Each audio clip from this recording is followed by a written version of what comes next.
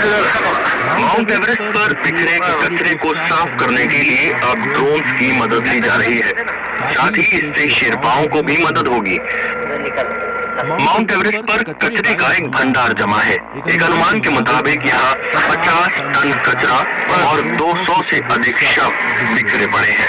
अब हिमालहरूमा चाहिँ सबैभन्दा ठुलो चुनौती भनेको ढुवानी गर्नु हो। त्यहाँ मान्छेले नपुगिकन तल फोहोर झार्न विकल्पै छैन। त्यसकारण यो अहिलेको ड्रोनको प्रविधिले गर्दा 5-6 घण्टा लगाएर हिँड्नुपर्ने बाटो पनि 10 मिनटमै काम सम्पन्न, अझ त्योभन्दा बढी इफेक्टिभ, किनकि मान्छेको तुलनामा अझ बढी भारी पनि बोक्दिने भएको हुनाले चाहिँ एकदम प्रभावकारी छ।